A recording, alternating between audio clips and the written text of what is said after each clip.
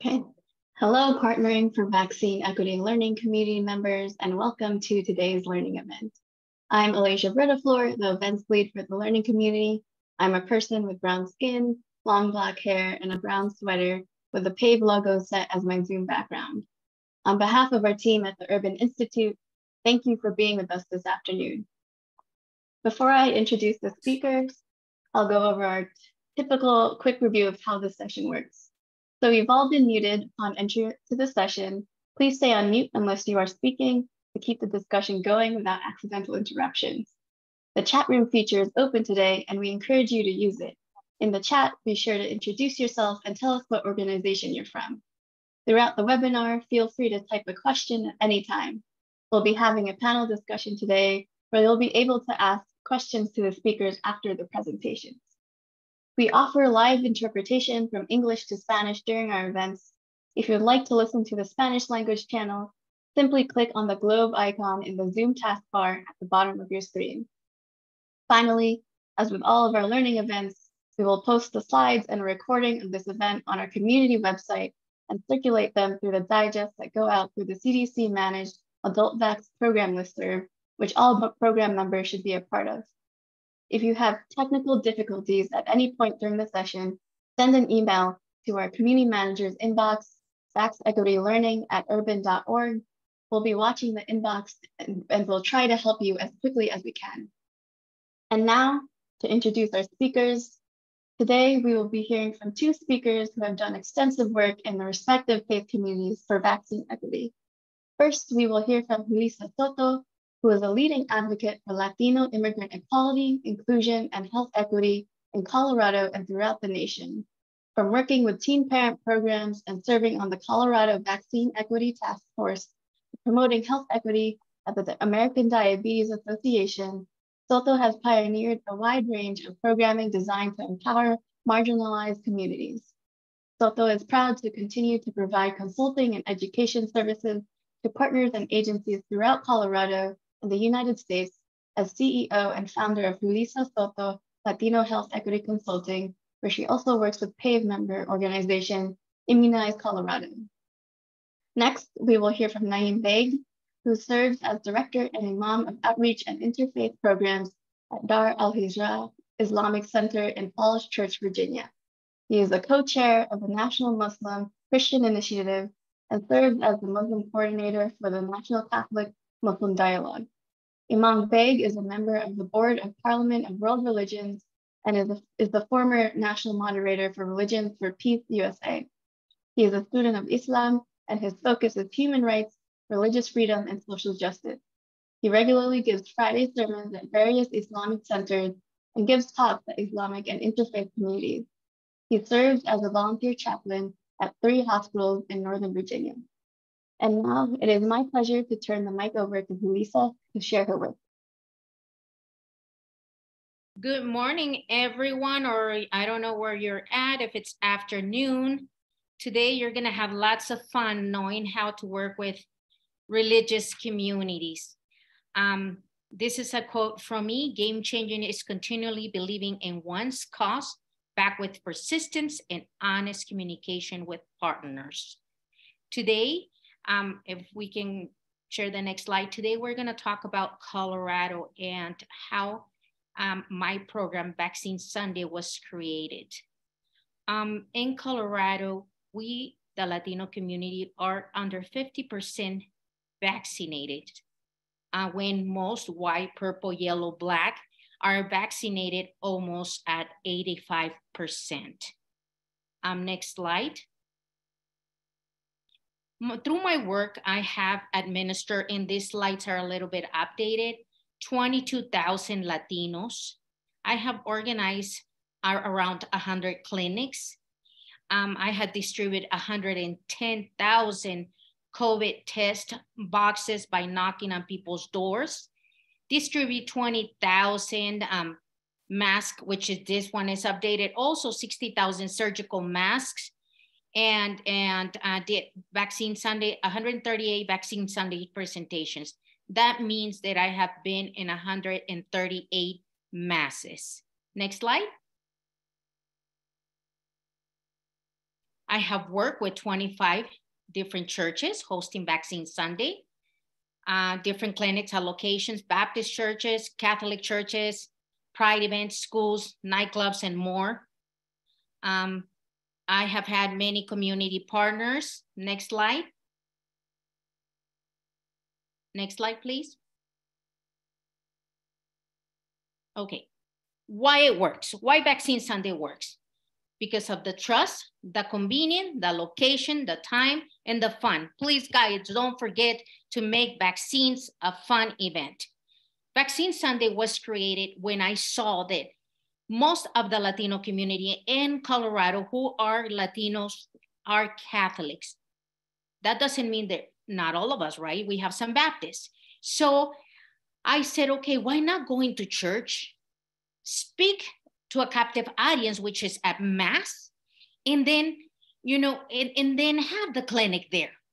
So I started reaching out to the churches and get really interested in the homily and saying, okay, this is what the Lord is saying today.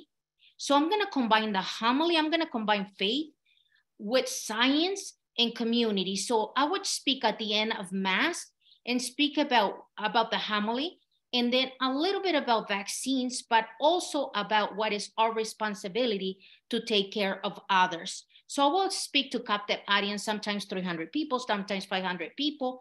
And that's what mostly worked for me and had made me pretty successful with the Latino community, that I speak to those captive audience. They see me with somebody that they trust very much, which is the priest, el padre. They're the ones who make decisions for us.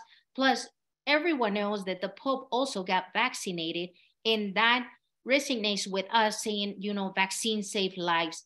The trust, I'm a church.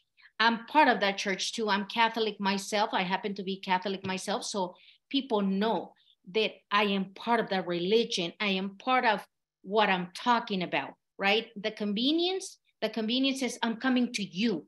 Most healthcare providers are like, well, the Latino community can come to our clinic. They can make an appointment. No, mija, we don't speak English. We don't know how to access those services. We don't have transportation. We don't have money for gas. Have you been thinking about those disparities? So for me, it was like, I'm going to go to you before you come to us. I'm going to build that trust. So that's what I call convenience. And convenience also, a lot of the times, make their lives a lot easier. If they were hesitant about vaccines, but we're coming to your home, you're like, I was kind of in the middle, but now they're here. I'm going to get vaccinated. The priest and Julissa, who happened to be a parish member too, are saying that it's going to save our lives. Let's do it. The location, I have talked about it. You go to the community. You go to the church that the community's at. You go to where they're at, the town that they're at, the time. The time should be around Mass's time. A lot of the time, some people is like, okay, we're going to vaccinate on Sunday, but this is the times that we have available. And during that time, no Masses are happening. So I'm like, hello, no, that's not going to happen. We have to be present when the Masses are happening so we can make the announcement and then we can vaccinate people. Fun. Why do I make it fun? Because I love fun. I am super energetic. I love to be contagious on the way that, everything I do. For me, everything I do is fun. Because if it's not fun, it's not worth my time. So that's the way I think. And I started making vaccines as a fun way. I go to the church. A lot of the times if I don't have snacks, I have some local dancers. In the meantime, the people's waiting online. For example, on Day of the Children also, I asked the providers to dress as superheroes. It was the Flash, Spider-Man, Wonder Woman, and I'm sorry because I don't have no little ones, though. That's why I'm like, who is there? And I would ask the niños, I was asked the little ones, who do you want your vaccine with? Spider-Man? That will make them feel that they were part of the superhero world. So for me, it's like, no, we're all gonna have fun. Let's see what's going on. In the Latino culture, we celebrate the Day of the Dead. So in the Day of the Dead, we have the Catrinas, we have those ladies dressing up and also vaccinating our community. Next slide. Vaccine Sundays, you can see me in here. In this work, I found many pastors uncertain about vaccination, but willing to at least meet with me. And after meeting, most welcome a trial vaccine Sunday clinic at their parishes. A lot of the priests don't have the information, accurate information about vaccines. They hear these through YouTube. They have a little bit of the wrong information, and that makes them doubt. And a lot of the times also they think if some parishioners don't believe in vaccines and some do, I might lose parishioners. And right now we're struggling with people having faith in attending to our masses in the church. So I assure the priest that I will talk about vaccines in a very cultural relevant way, that I will come in with the respect of the community. And that's why I combine the homily, that message that is so important for us, with vaccines. I don't force anyone. When I'm speaking right there, I invite everyone to get vaccinated. And I keep saying it's an invitation. I am not forcing you. If you're not ready today, but you want to ask some questions, I am here all day.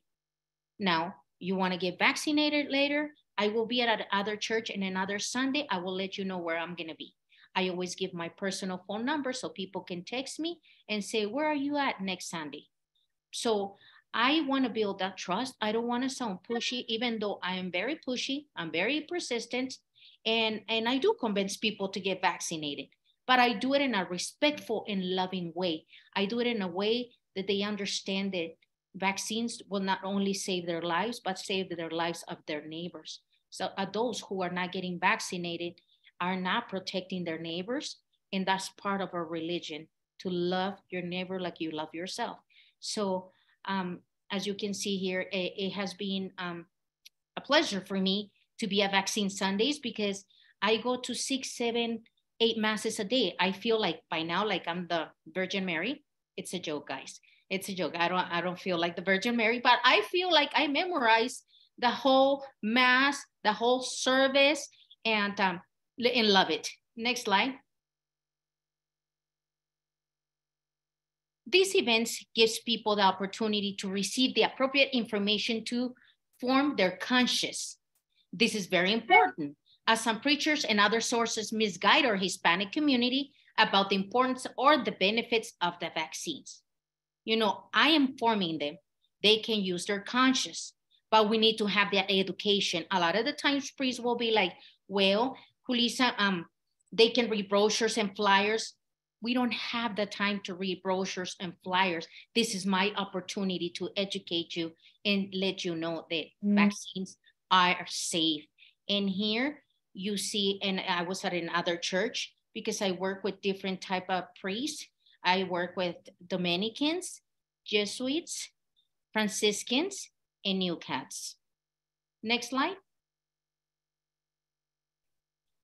It's not about hesitancy. It's about access and love. See, she's going like that because she agreed with me.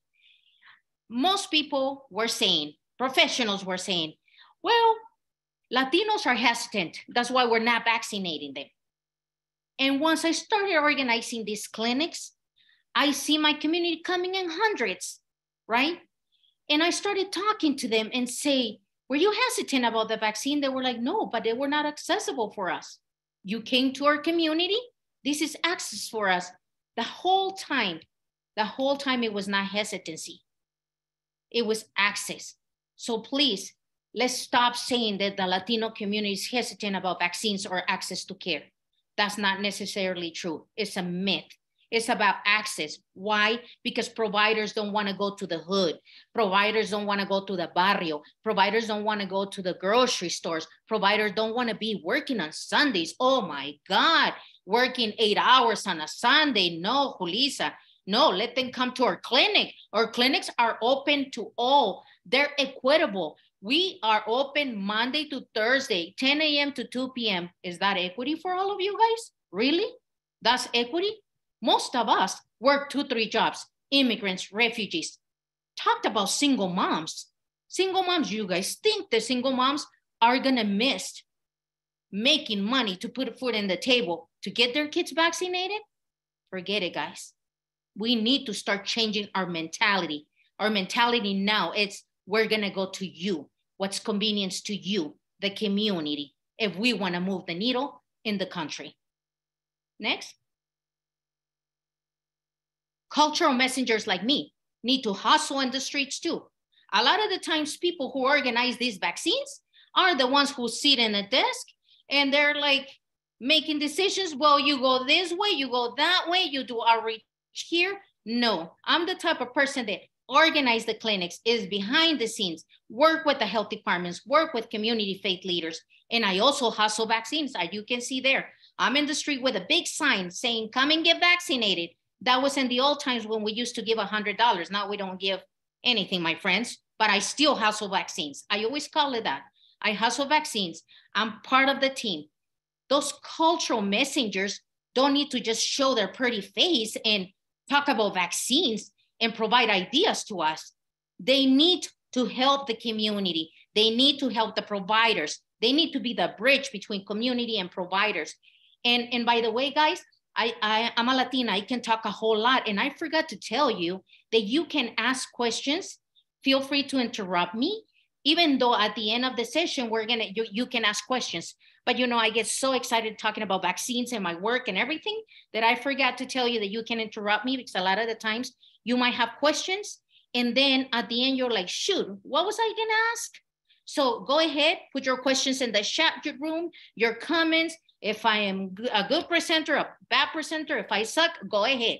You put all your comments in there, my friends. And here we're all participating. So what I was saying is about hustling vaccines. And also, you know, being part of communities. Community faith leaders are gonna observe what is it that you do. If you're the type of a leader just walk the talk, or if you're the type of a leader who's gonna go and talk to the priest, organize a clinic and see you later. The priest wants you to be, you know, part of the movement. I also hang out with the priest when I am not working at churches. I call the priests from the churches and I say, can I ask you, can I invite you for lunch? So I take them for lunch so I can understand what is it about healthcare, and what do they think about vaccines? And if they have some doubts, tell me why. But during lunchtime, I want them to know that I do care about them. It's not that I'm only using their members or their parishioners to get people vaccinated. No, I want them to know that I love the priest, I love the community, and I love you too, professionals. I love the public health departments in Colorado are my family, but like my own family. Sometimes I don't like my brothers and sisters for real. Sometimes I don't like the health department. I just don't like the way that they think. Sometimes I might not like everything that my religion asks us to do, but I'm part of that movement. I'm part of that religion. I'm part of movements, and I'm part of religions. And in this presentation, it's not about religion, and it's not about talking about changing people's minds about religion. This presentation is about spiritual care, spiritual health. So I don't only work with Catholic churches. I work with Presbyterians, Montessori, and I'm gonna soon start working with the Afghan community, which they happen to be Muslim. So I'm super happy to hear Naeem presentation, because that will give me a couple tips on how to treat community. And I understand that we all come from different backgrounds. And the secret for success with me, it has been know the community you're serving, be available on the weekends and after hours, and respect their culture and their religion. If you do all of that, you will be super successful. Do I have Sophia or Luis, do I have any questions, any comments that I can answer before we go to the handsome Naeem? Yeah, I can jump in really quickly because I see a question in the chat from Steve, and it reads, well, I believe it's referring to when you were talking about access and access and love and not hesitancy. So Steve asked, do you help with other health issues? Which, Steve, please feel free to jump in and correct me, but I assume that means, do you help with accessing or providing access for other health issues as well, in addition to vaccine hesitancy? Certainly, I'm a public health activist. So you will have my information at the end of this presentation. And at the end of this presentation, we can talk a little bit more if you want some of my tips and everything else that I do. My background is in public health. I used to work with the American Diabetes Association. So did lots of work around CVD, cardiovascular disease, and diabetes. So yes. Any other question, Luis? Or comment? I think that was all for now. But like Julissa said, we will be getting to a Q&A segment at the end of Naeem's presentation. So with that, I think we're ready for the next slide. And I believe it is now Naeem's turn to present. So I'll give you the floor. All right, great. Thank you. Thank you, Luis. And Julissa, great presentation. I can't beat that. So, and I apologize to all of you joining the webinar today. Somehow I lost my voice yesterday, so it's just quite a struggle to do the presentation. But as Julissa said, if you have any questions, please throw your questions in the chat and we can address those as well. Bismillah ar-Rahman ar-Rahim. I begin in the name of God, the most compassionate, the most merciful. And I greet all of you with the greetings of peace. Assalamu alaikum, or peace be to all of you. Darul Hijrah Islamic Center is located in Northern Virginia. We are about 5 miles from the White House. So we're very close to Washington, D.C. And the area that we are in is called Culmore. It is one of the poorest part of Fairfax County, which, as you probably know, Fairfax County is ranked at 5th in the nation in terms of wealthy county. So even though Fairfax County itself is median income is around 125, but this part of Fairfax County is considered a very poor immigrant community, a lot of compact, crowded housing where generations of people are living together. Our Islamic Center was established in 1983, and it is one of the oldest Islamic center in this region. The community that, the Muslim community that we serve here, we did a survey a few years back, and it was people who come to this center speak more than 50 different languages.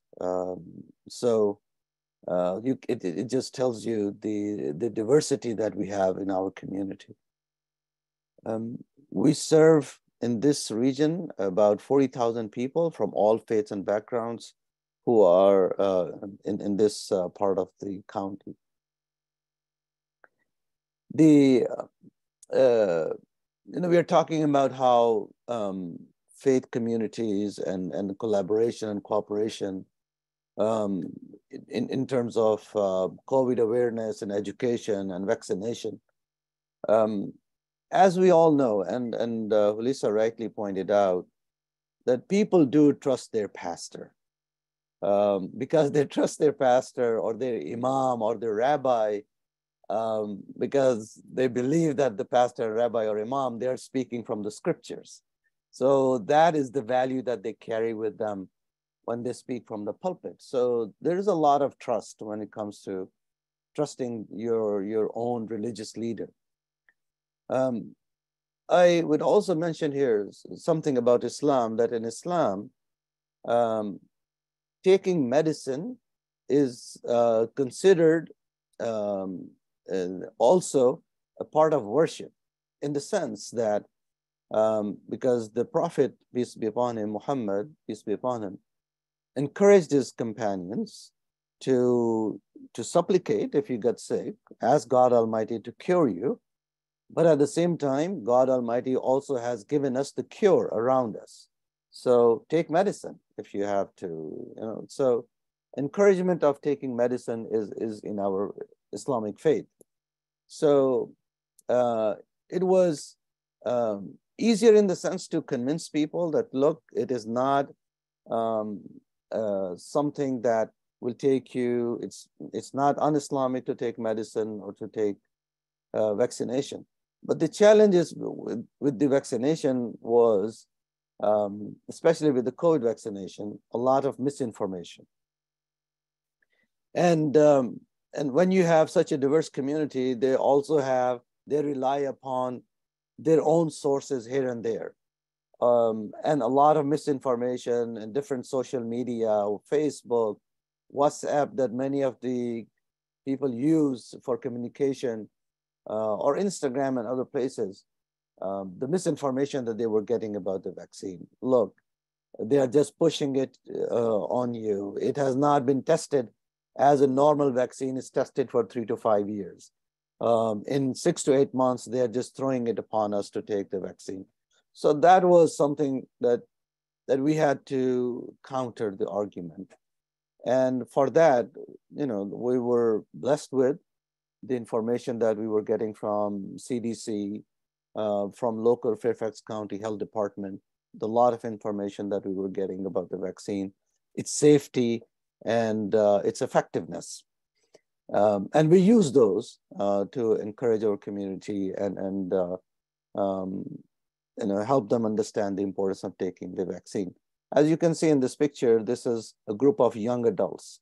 So we address this through them as well, because they are the ones in many cases who speak the language and can communicate with the parents. So, we may not speak a language that the parents are speaking, but, young adults, they know the language and they are able to communicate with their parents and convince their parents for taking vaccination. So our key strategies were creating vaccine confidence, addressing concerns regarding vaccines, and easy access to vaccination. And Julissa rightly pointed out that, these are we are talking about community that works generally 7 days a week sometimes, but at least 6 days a week and long hours. And for them to take time off, get a ride, go to a clinic is not easy. So we tried to bring mobile clinics at the Islamic Center, at other places in the community nearby, with other faith groups and churches, so that people can have easy access to the vaccination. So one of the things that, in order to address the concerns about the vaccines that we did, we produced videos in 9 to 12 different languages. So English, Spanish, Vietnamese, we have a large Vietnamese community in this area as well. Somali, Sudanese, Arabic, and so in Farsi in other languages. And we invited doctors to give 1 or 2 or 3 minutes talk on the importance of vaccine. Not this year, but last year we held webinars in the community as well, and took questions on vaccine safety and all. And just last month, we did a special event with Dr. Ben Schwartz, who's the director of epidemiology of Fairfax County. And he not only just spoke with the leaders that we had invited from different communities that day, but he also spoke with the community at large after the prayers. So holding clinics and holding programs with the leaders in the community is how we reached out to the different faith communities and leaders. One of the things that I think I didn't mention was created banners. Dar Hijra is located on Route 7, which is a very busy road. It's like a 6-lane road, so it's more like a highway. And so we placed banners, and they're still on the road regarding COVID, just encouraging vaccination, safety, and on all different messages in different languages, English, Spanish, Arabic, and we keep on rotating the banners. Also, we thought of creating yard signs. So yard signs were placed in different places in this area. Lessons learned and innovations. So people follow if leaders lead by example and believe in their cause. In one of the stories, and I think it was posted on the website as well, that one person came to me and said, if you tell me, I will take the vaccine. So I said, look, I can tell you that I have taken the vaccine and my family has taken the vaccine. So I cannot, force you, but I can just let you know and that I have taken vaccine. And then he said, okay, because you have taken it, I will take the vaccine. So I think that level of comfort that people have with their faith leaders is really a blessing. And it also helped people, gave them the confidence. Social media is a great way to reach the masses with the right kind of information and the people they trust. So as I mentioned, we created these short videos, posted them on Facebook and other social media sites. And we got a very good response, actually.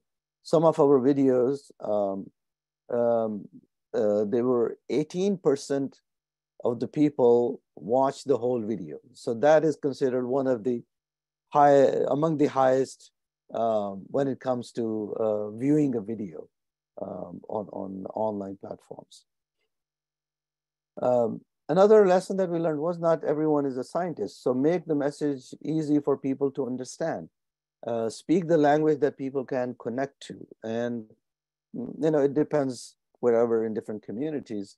But that is one of the things that we ask the physicians and the scholars to make it easy for people. I'll give you two examples of how communities, we do a large event every year where we invite people from, the community to come and visit the place and enjoy food. And we call it Taste of Islam. So this year we had Taste of Islam, almost 600 plus people came. And there was a vaccination clinic just outside. We were distributing the testing kits as well. But very, very few, small number of people benefited from the clinic that day. And we were very surprised that, but then when we looked at the people who came were mainly people from white families, white background, Caucasian community. And so among them, probably the vaccination, as we all know, is pretty good. The rates are pretty good. So then we made another effort. And so every Thursday, we distribute food baskets from our center. And we get about 300 to 400 people. Every Thursday morning, they come and they take the food baskets. So we advertised, we distributed the flyers in the community in Spanish, English, and then we held a clinic with the Fairfax County. And that was one of the most successful clinics, that we had 57 vaccines. Even the people from the county were surprised. Flu and COVID boosters were given that day. So, and so it can just tell us that people who are coming for the food basket are the people who do not have access to vaccine, flu vaccine or COVID boosters. So that was some of the lessons that we learned. That's it. So any other questions or something? But to conclude, I will say that faith communities, our relationship in the community is very well established. We are part of Interfaith Communities for Dialogue. It's a group of different churches and faith communities. We meet every week and do different programs. So and we also are one of the founding members of a local community clinic, which is called Culmore Clinic. And we are on board members of Culmore Clinic as well. So through the different cooperations, collaborations, interfaith groups, that we have this access to the community, the large community that we have. Thank you. Yes, thank you both for those wonderful presentations. Now we're going to go ahead and jump into the Q&A portion of the webinar. But before we jump in, I see, Julissa, I see your message in the chat that about social media and not working for all communities. You mentioned you elaborate at the end of this presentation. Do you want to go ahead and jump into that first before we dive into more formal Q&A? And also, while Julissa's answering that question, everyone else, please feel free to drop in any in the chat, or once she's done answering, feel free to unmute and ask the questions yourself. You know, Naeem, you were mentioning this social media work really well with your community. In my community, the immigrants, monolingual Spanish speakers, social media does not work as well. We're like old-fashioned, old generation, and it's more a word of mouth. My community don't know how to access technology. Sometimes don't know how to read and write. So they have WhatsApp because that's what they know, but they don't have Twitter, they don't have Facebook. So my comment was that social media is great for many communities, but not all. That we all have to understand the community that we're serving and how that works. Working with many health departments and also the Public Health Institute at Denver Health and you know, and working with many entities here in Colorado, I have learned pretty fast that you know, by me texting the families or maybe calling the families, we have a very better impact than using social media. And that's with all health departments. And that's the comment I wanted to make about social media. So our people here don't think that social media work for all. It's like we all in here have the same necessities, but the outreach has to be different. So adapt to the community that you're serving. Yes, thank you for that answer. And then next, I want to address another comment in the chat about the importance of using context, or the importance of context when using certain words in several, you know, different communities. And so from both of your presentations, we can see that you all conduct several activities with a variety of communities, people with diverse religious, racial, cultural, and language backgrounds. So how do you continue to build community and foster relationship with people who might share a similar religious background, but speak different languages or have different cultural backgrounds from you? So, if I may,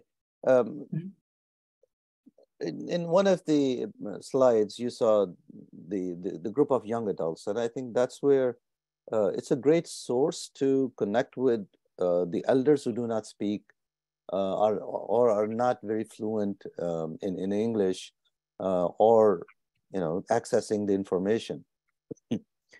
So that's one.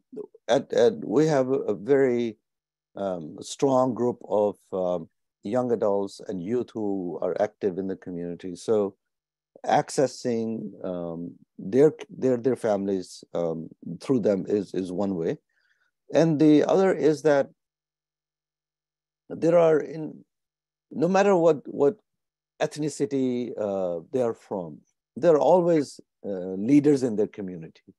So you connect with you have to find who's the one that generally people go to in their circle or in their communities, and reaching out to them and forming those relationships which are important.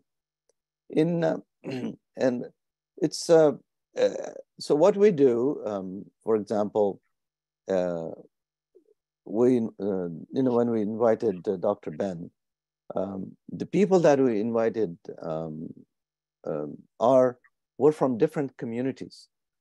There were people who were from the school board. There were people who were from churches. There were people who were community organizers.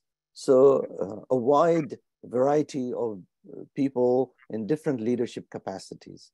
So that's how you know, we are able to connect. Can you repeat the question again for me, Luis? Yeah, I asked, how do you build community and foster relationships with people that might share a similar religious background, seeing as, you know, you all work with people from diverse religious, racial, cultural, and language backgrounds. So how do you maintain those relationships with people that might speak a different language or might have different cultural backgrounds from you? Well, in Colorado, we have a spiritual group. We call it a spiritual group, and we all have different religious backgrounds. We all have come from different professions, and that's where we inform each other on what's going on in our communities, what is happening at the church, at the mosque. So I feel that for me in Colorado, the way I have be able to maintain those relationships is by respecting where we all come from and everyone's beliefs, and not mixing religion with public health. So that's how I have been successful. Thank you. And I see another comment from Giovanni in the chat. And so I can go ahead and read it. And then Julissa, Naeem, you can share, you know, your thoughts or how it resonates with you. But this reads, as public health servants, we also have to remember the low literacy levels of some of our minority families. Any information or education by writing really needs to be written in a way that is understandable and applicable to the values of that minority community. I can jump in quickly and say that that is true, at least on our end. That's yes. Part of the reason why anytime we do any translation from our resources that we share, we try to go through a more rigorous review process where we have people that speak the native language review the documents themselves, because sometimes even professional translators or interpreters don't necessarily get it right. But Julissa and Naeem, I welcome any additional thoughts. So Giovanni, I don't believe in translation. I believe in transcreation. What I do is I transcreate all documents, whatever it is that the health department or others are creating. I certainly look at those documents and then transcreate them. It says the same things, but in a way that, like you say, that our community can understand it and it's easy to read and understand. A lot of the time we get so gang up into how good the flyer or the brochure looks, colors, so much writing. And with me, it's like, it's a no-no. I certainly believe that transcreation is a must, not translation. Naeem? Thank you, absolutely. And I think, and I mentioned in one of my slides as well, that making it easier for people to understand is the key. And, you know, there may be some cultural references to that you can use effectively in addressing some of the concerns. So for example, at our center, we also have a monthly health clinic, and it is open. 90% of the people who come to our health clinic are not Muslim. They come from the community around us. And so we have, you know, people sitting in that health clinic who can speak 5 to 6 different languages. So just to make it easy and comfortable for people, that you know there is someone who can understand you and can help you. And I think that's the key. Thank you. Luis, I just wanted to make one more comment in here. If I offended somebody in here, because I'm looking at the chat when I say white, purple, yellow, brown, black, I meant the comment being more inclusive of all colors, because we all can identify ourselves with different colors. And that's part of coming from different cultures. You know, expressing ourselves in a different way. And the person that took it wrong, my apologies. I need to validate your feelings. And at the same time, I'm just explaining that this is part of coming from different cultures. When I make the comment was out of good intentions and being inclusive, not exclusive. Go ahead, Luis. Thank you for that clarification, Julissa. And now I see another question in the chat about navigators from Steve. Steve mentioned that they use navigators to communicate. Do you in your work, Julissa, Naeem, use navigators? I certainly believe more in navigators than promotoras, and let me explain you guys why. A navigator help you navigate among systems, huge systems that our community might not understand. Promotoras are community leaders. They might be trusted in that community, but in that certain community, but don't have the education of systems that the navigators have.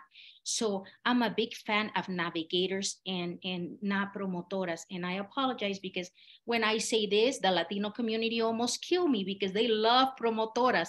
But I have to be honest, I have been so successful for these many years because I don't have a filter. I'm very honest. And I'm a public health activist. I will disrupt systems and I will say the truth. And for me, you know, I do have promotoras on my team, but those promotoras are charged with passing flyers, not educating the community, passing flyers, telling families where we're going to be at and where we're at the clinic, helping and assisting the health departments. But the navigators, my respect to them, they know how to navigate those huge systems. They understand how to get people into the system, like in Denver Health here in Colorado. So that's my take on navigators versus promotoras. Naeem, what do you think? Well, I'm not sure what navigators really mean in this context. The aspect of reaching out to the community and bringing right information to their doors, you use all resources that are available to you. And I think people who go to the grocery stores, can we work with the manager at the grocery store to put some flyers out there, to put some posters out there? And leaders in the community at large who can help you take this message to their communities. So you know, in our experience, any person who has the ability to connect with the people, is connected, is leading, is helping the community in different ways, you know, whatever way they can help us, definitely we use their help and support. One of the things that I think someone had mentioned, and I'm trying to recollect, that when it comes to the communities that are financially struggling, it's like it's very difficult for them to navigate through the system. Okay, so resources may be available. County has offering free vaccination, but only at certain places. So that's where our presence helps them, and then we, you connect with the resources that are available. Can you come and set up a clinic which is closer to the community? They can just walk and get the vaccination. So I think in that sense, we do our best.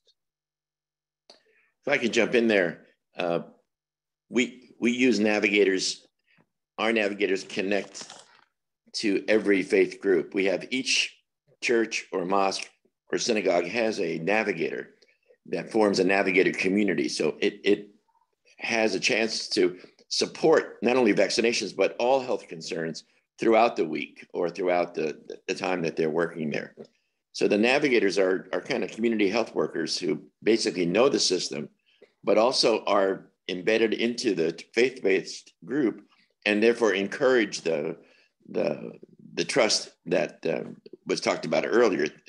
Encourage not only the trust, but helping people get access and taking people to the health system, so that it doesn't depend on necessarily on leaders in the community, although we're very happy to partner with them. But it does give us a stable group of people that can be an ongoing source for public health inside of each faith-based group, and then come together as an interfaith group to really fight for health justice in our community, which is desperately needed. Our mortality statistics are third world. I mean, we're absolutely in a terrible, terrible shape. Our vaccination statistics are our death statistics from the COVID are terrible as well. So we need a more aggressive approach to not only educating, but getting people to the vaccinations and cancer exams and so forth. Thank you for that clarification, Steve. I see another comment in the chat. Again, I can go ahead and read it out loud, and then Julissa and Naim, feel free to react or respond. But this is from Lucy. It's in Spanish, so I'll quickly translate as I read. But it says, something that also helps are hours and days that are accessible for the community, and that the places, the vaccine clinics or the places that the vaccines are taking place is nearby, because a common barrier is transportation. And I know just from your presentations, Naim, I think you mentioned the mobile clinic, and Julissa, you clearly from your Sunday services, you made a point to say, you know, the vaccinations or vaccine clinics need to be the same day as the service. Oh, you're on mute, Julissa. Oh my goodness, it always happened to me. I was all inspired over here with my answer. Yes, we need to be where the community is at. That if somebody drove already and make the sacrifice to get to the church, we don't want them spending their money on gas. You don't know if this person drove. You don't know if this person ride a bike. You don't know if this person, you know, it's afraid because it's undocumented, don't have a driver license. We need to think about all those disparities, right? So yes, coming to the community so we can defeat all these disparities is the perfect picture.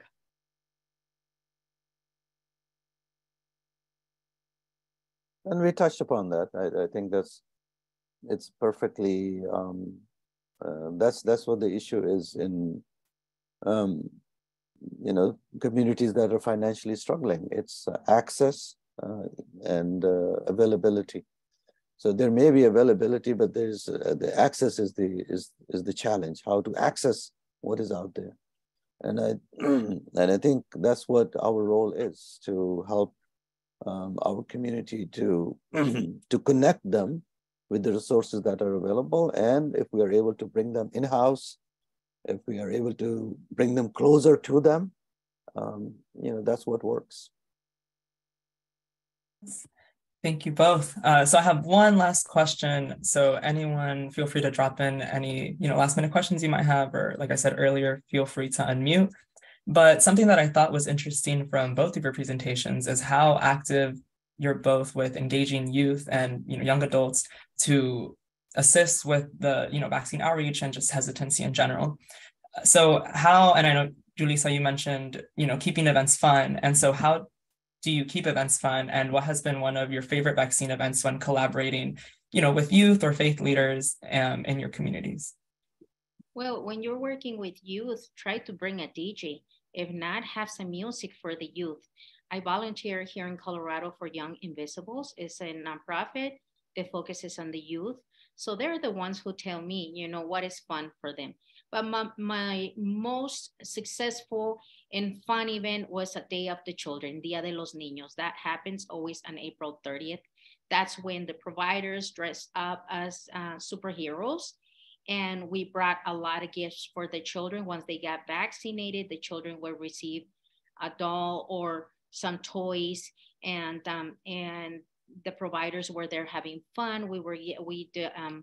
We break a piñata. We had two piñatas, one that looks like the virus and another one like the syringe. So once the kids got their vaccines, they were ready to destroy the virus and the syringe as a piñata. So it was like a birthday party, but it was a vaccine party. And that's how I call my vaccines parties. You know, I say vaccine party, vaccine Sunday. I'm going to start working with schools and they're going to be vaccine parties. That's for sure. So young people, they want to do something, right? They want action. They also like to volunteer. You know, the youth. So that's where I think the engagement comes in. That, if we are setting up a mobile clinic, so let them handle the arrangements, setting up and, all those things. And they love to do it. I think that's what, you have to utilize their energy to the maximum. So they're happy and they feel that their time was valued and their presence was appreciated. So once you do that, young people are, the ones that we all rely upon. And let's take into consideration that we're trying to make this fun, but when working with religious leaders, you have to be careful what's fun for us is not fun for them. So we have to always be in communication with religious leaders and see what we're allowed to do and what we're not allowed to do. So I see the East Texas Immigration Advocacy Center hosts vaccine clinics once a month. There was food, yes. Fun, music, yes. Bounce houses, yes. Gift cards and more. In Texas, they got it. But they say that in Texas, everything is big, right? So I'm like, yes, they're doing it big.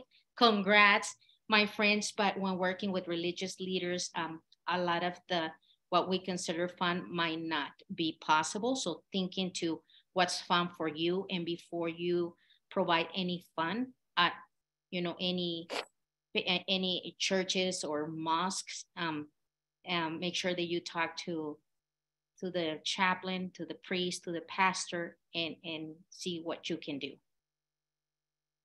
We pay young people to be health champions. Yes, Steve. Yes, see, most people in here are the experts. Then why did you need me to present, my friends? You got it.